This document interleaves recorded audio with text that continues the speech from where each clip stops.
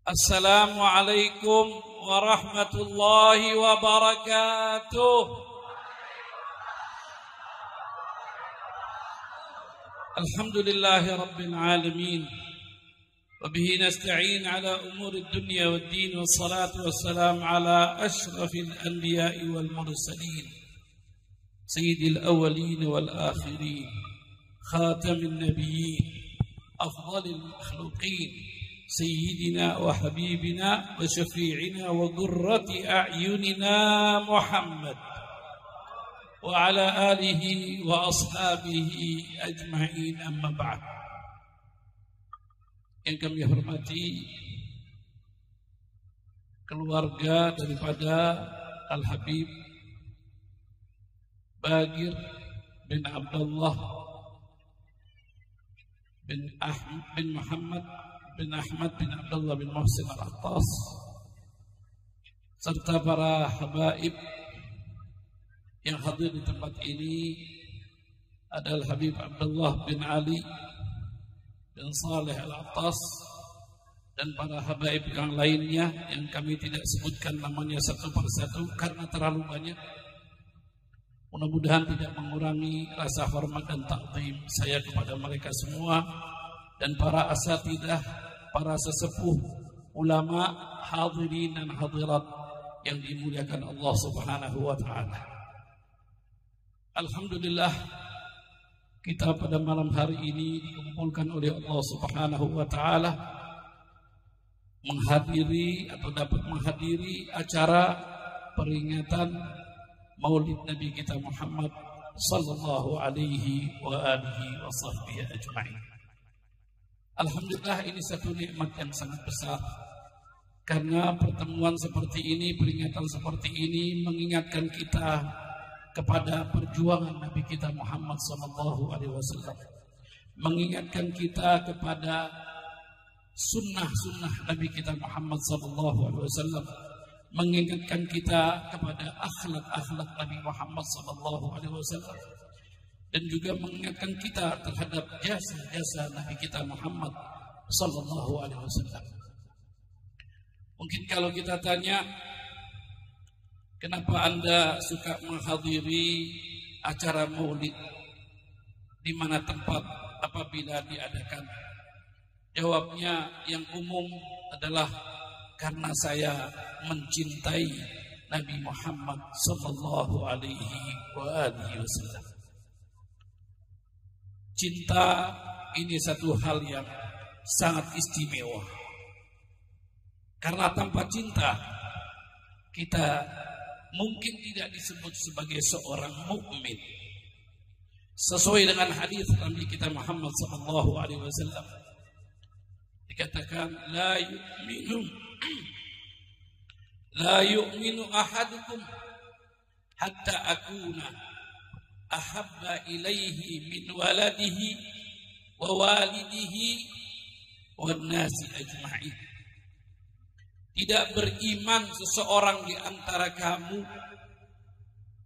sampai dia atau sampai aku dijadikan orang yang paling dicintai, melebihi cintanya kepada anaknya, kepada orang tuanya, dan kepada manusia seluruhnya.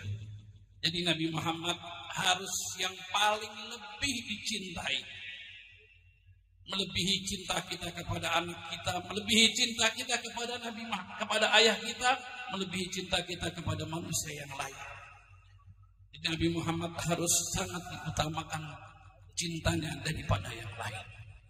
Dan disebutkan di hadis yang lain, la yu'minu ahadukum hatta akuna ahabba ilaihi min nafsi.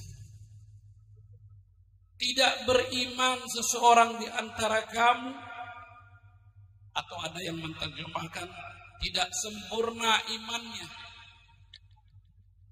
Sama saja, semua kita menginginkan iman itu sempurna. Kalau tidak sempurna imannya, berarti ada sesuatu yang rusak di dalam keimanannya. Tidak beriman seseorang di antara kamu sehingga aku lebih dicintai daripada dirinya sendiri. Masya Allah, ini satu persyaratan yang sangat hebat. Jadi kita sendiri tidak dianggap seorang mukmin kalau kita tidak mencintai Nabi Muhammad sallallahu alaihi wasallam. Bagaimana menimbulkan cinta kepada Nabi Muhammad sallallahu alaihi wasallam? Semenjak dahulu banyak orang-orang yang mengatakan dirinya cinta kepada Allah, tapi dia tidak mencintai Nabi Muhammad. Mungkin juga sekarang masih ada orang yang mengutamakan Allah, mengutamakan Al-Quran daripada Nabi Muhammad SAW. Dia percaya kepada Allah tapi tidak percaya kepada Nabi Muhammad. Dia percaya kepada Allah tapi tidak percaya dengan sunnah Nabi Muhammad. Dia percaya dengan Al-Quran tapi tidak percaya dengan sunnah Nabi Muhammad atau hadis Nabi Muhammad. Ini satu hal yang salah dan keliru dan sangat berbahaya. Maka untuk mendapatkan, menimbulkan daripada cinta kita kepada Nabi Muhammad SAW sesuai dengan apa yang difirmankan oleh Allah Subhanahu wa taala, A'udzu billahi minasyaitonir rajim. In kuntum tuhibbunallaha fattabi'uni yuhibbukumullah wa yaghfir lakum dzunubakum. Wahai manusia, wahai sekelompok manusia yang mengatakan dirinya cinta kepada Allah, apabila kamu sungguh-sungguh cinta kepada Allah, maka ikutilah aku. Aku di sini adalah Nabi Muhammad SAW. Jadi kita tidak dianggap cinta kepada Allah kalau tidak cinta kepada Nabi Muhammad SAW. Kita tidak disebut seorang mukmin kalau kita tidak cinta kepada Nabi Muhammad SAW. Bagaimana caranya menimbulkan cinta ini kepada Nabi Muhammad? Ulama banyak menulis dalam kitab-kitabnya. Yang pertama dikatakan harus memiliki ittiba bi aqwalin Nabi sallallahu alaihi wasallam. Yang kedua ittiba bi af'alin Nabi sallallahu alaihi wasallam. Yang ketiga imtithalu awamirin Nabi sallallahu alaihi wasallam. Yang keempat ijtinabu nawahi Nabi Muhammad sallallahu alaihi wasallam. Yang pertama kita harus mengikuti. Tadi kan dikatakan fattabi'uni, ikuti aku, ikuti Nabi Muhammad. Maka kita harus mengikuti apa yang diucapkan oleh Nabi Muhammad, apa yang dibaca oleh Nabi Muhammad sallallahu alaihi wasallam. Banyak akwalnya Nabi. Salah satu contoh bagaimana Nabi Muhammad ketika akan tidur. Kita diajarkan ketika akan tidur apa yang harus kita baca. Apa yang harus kita baca ketika akan tidur? Kalau kita membaca Bismikallahumma ahya wa bismika amut, berarti kita mengikuti qaulun Nabi sallallahu alaihi wasallam. Bagaimana juga kita ketika mau masuk ke kamar mandi, apa yang harus kita baca? Kita membaca Allahumma inni a'udzubika minal khubuthi wal khaba'ith. Itu kaulnya Nabi. Jadi kita harus ikuti apa yang diajarkan oleh Nabi, apa yang dibaca oleh Nabi, kita ikuti. Bagaimana ketika keluar dari kamar mandi? Kita juga harus tahu banyak anak-anak yang tidak membaca itu. Maka boleh caranya ditulis di kamar mandi, di depannya itu, bukan di dalamnya, ya. Doa ketika keluar, doa ketika akan masuk. Kalau nanti sudah hafal satu rumah, baru itu boleh dicopot. Banyak anak-anak kita yang tidak diajarkan oleh kedua orang tuanya. Kalau oleh sekolah mungkin diajarkan, tapi kan praktiknya harus orang tuanya yang harus memperhatikannya. Jadi qaulun Nabi ini harus selalu kita dapati dan kita amalkan di dalam kehidupan kita.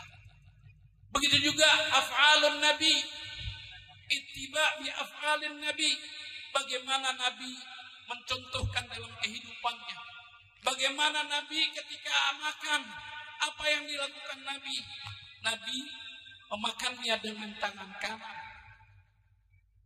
Nabi membaca doa, membaca ucapan Bismillahirrahmanirrahim.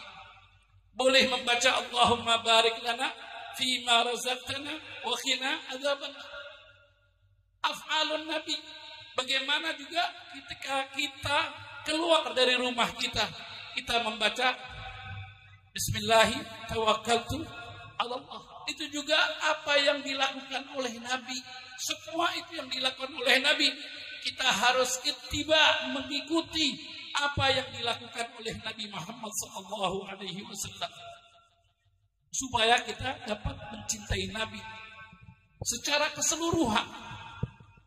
Yang selanjutnya, imtithalu awamir, mengikuti perintah Nabi. Apakah semua perintah-perintah Nabi kita ikuti? Nabi memerintahkan kita apa? Salah satunya di dalam hadis tentang salat pada anak-anak. Muru auladakum bis salati li sab'in wadribuhum li 'ashrin wa farriquhum fil madaji'. Kata Nabi, perintahkanlah anak-anak kamu untuk salat ketika berumur berapa tahun? Berumur 7 tahun. Berarti kalau sudah 7 tahun, anak itu harus diperintah. Nak, sholat. Lagi tidur, bangunin. Nak, sholat. Perintah saja. Jangan dipukul. Nggak boleh dipukul. Kalau umur baru 7 tahun. Wadribuhum li 'ashrin. Kalau sudah umur 10 tahun, boleh dipukul. Tapi pukulnya bukan dengan kayu. Pukulnya bukan dengan sapu. Bukan dengan besi. Itu bukan pendidikan di dalam Islam. Pukulnya dicontohkan oleh ulama, ambil lidi 1 batang, pukul, walaupun dia pakai kayu, pakai kain, pakai celana, pukul, untuk menandakan bahwa ini merupakan kewajiban. Saya diingatkan, bukan dipukul sampai cedera, sampai luka, apalagi umur ini baru 10 tahun. Belum merupakan kewajiban. Wajibnya kapan? Kalau sudah jadi perbuatan ini, perintah ini kita jalankan.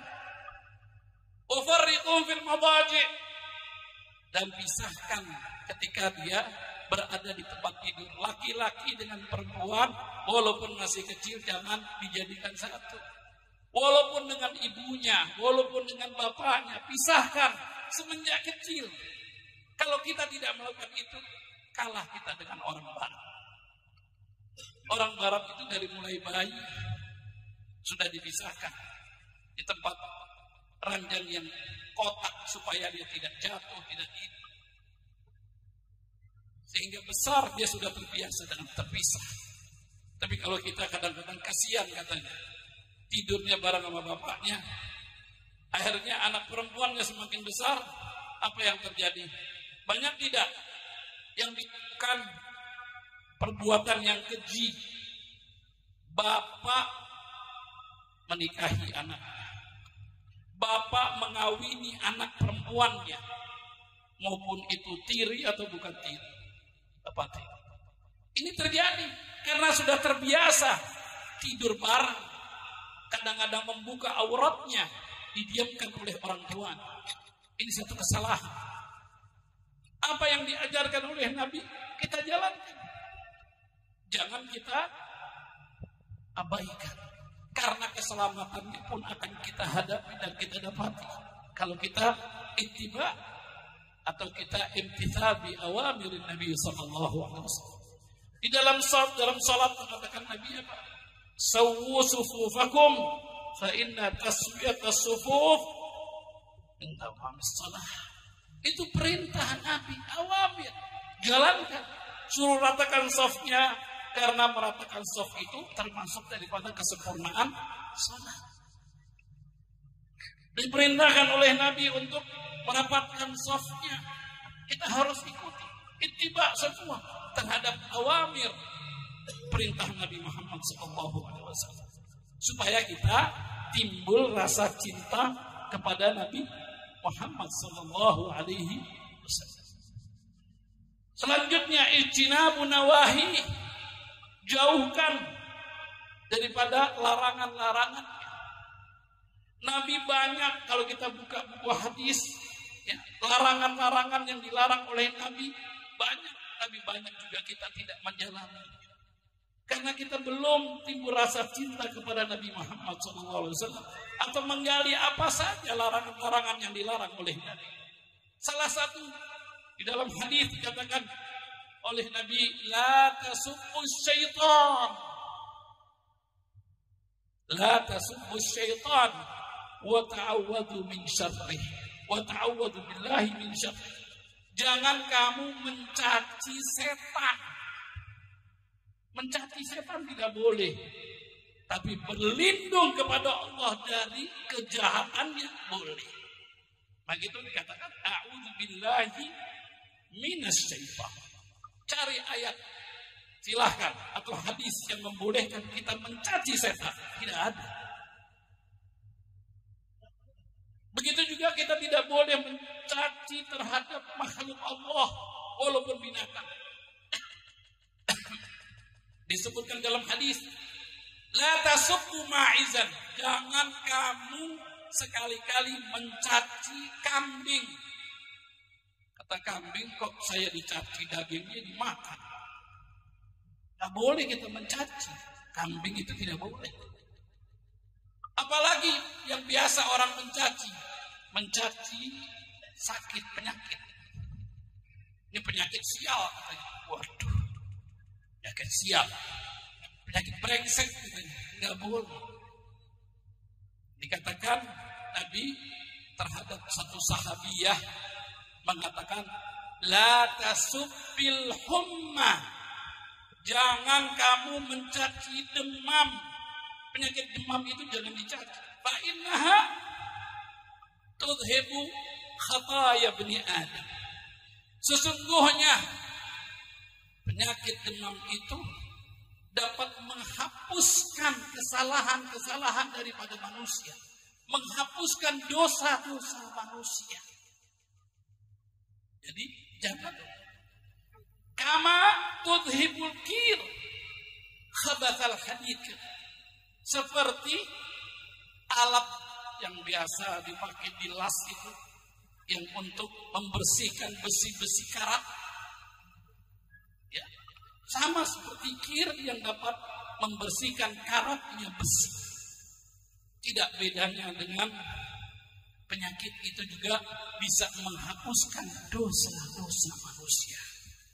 Maka itu tidak boleh kita mencela penyakit. Jangan sekali-sekali mencela penyakit atau mencaci penyakit. Disebutkan di dalam hadis oleh Rasulullah SAW, man marida lailatan fasabar wa radiya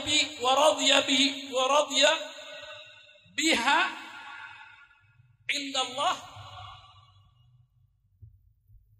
Dikatakan oleh Nabi selanjutnya, kayaumin waladathu ummuh, artinya kharajat dunubuhu kayaumin waladathu.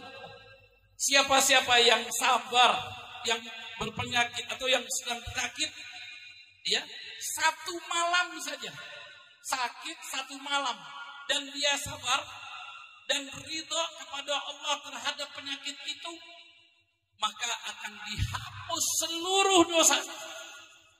Kharajat min dunubihi kayaumin waladathu ummuh, dihapuskan seluruh dosanya seperti bayi yang baru keluar dari perut ibunya.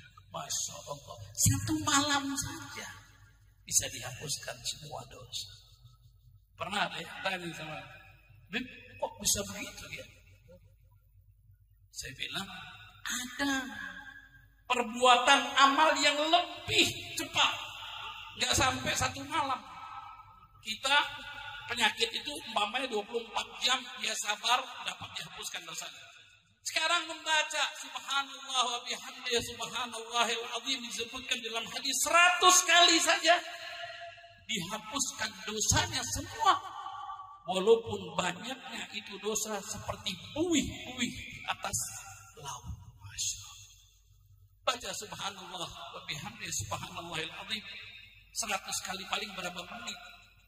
Ini sakit 1 hari 24 jam dia sabar. Mana yang lebih lama? Sakit yang lebih lama.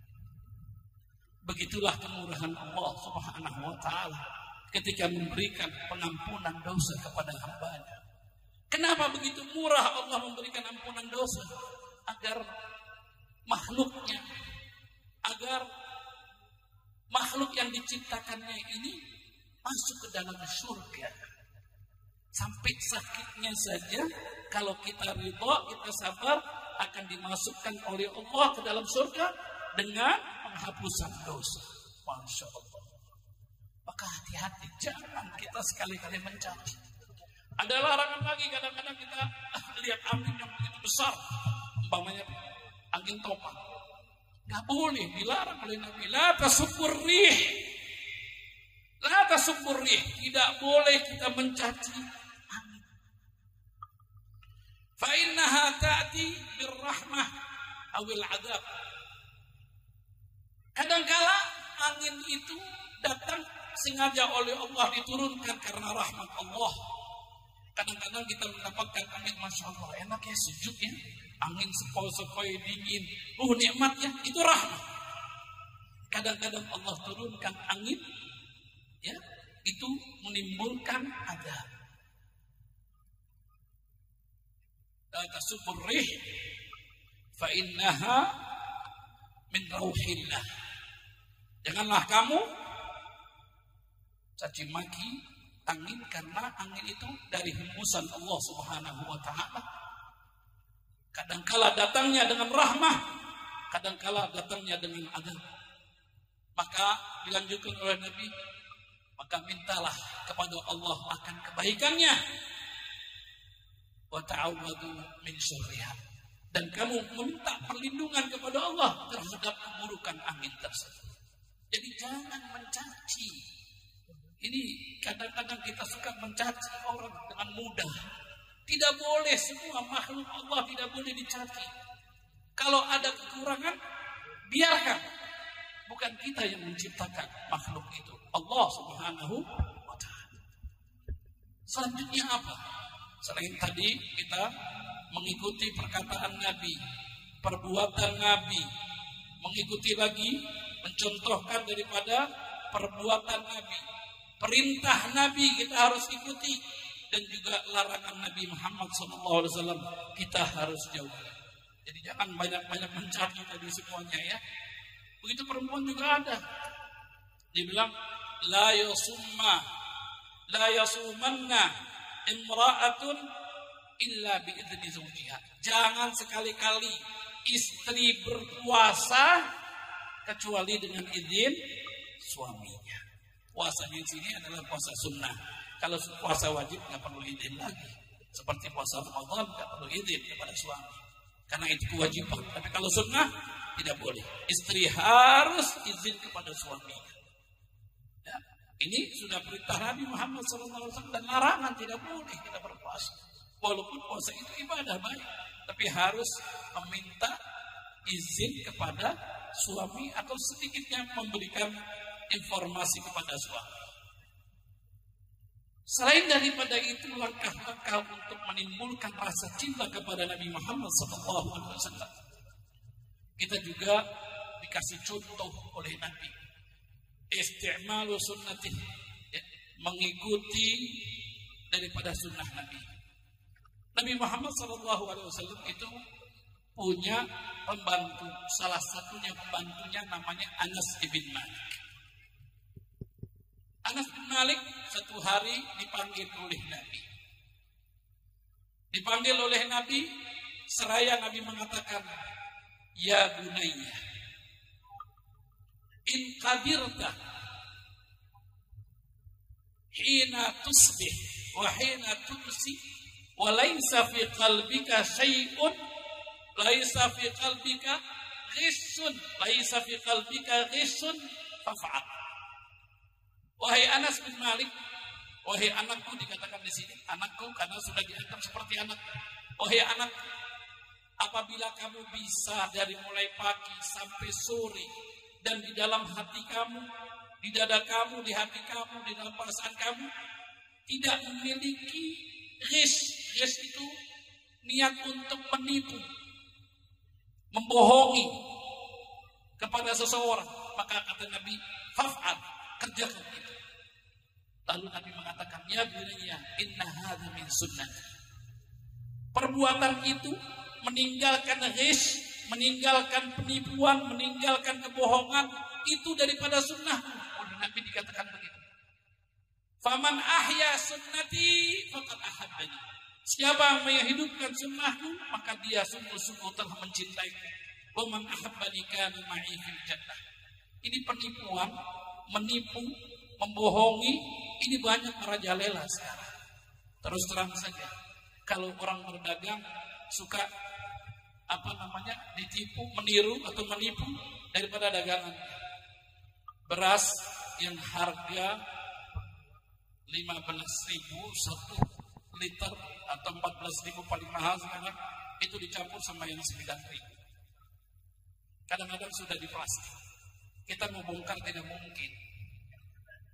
Setelah dimasak baru ketahuan, ini kok beda berasnya. Ada yang bagus, ada yang jelek. Ini penipuan, sangat dilarang di dalam Islam. Dikatakan oleh Nabi dengan tegas, man ghasyana falaysa minna. Siapa yang menipu dari umatku, bukan umatku itu. Bukan ajaran umat Nabi Muhammad menipu orang. Begitu juga menyontek, itu namanya ghis. Menyontek hasil perbuatan orang ketika akan melakukan ujian.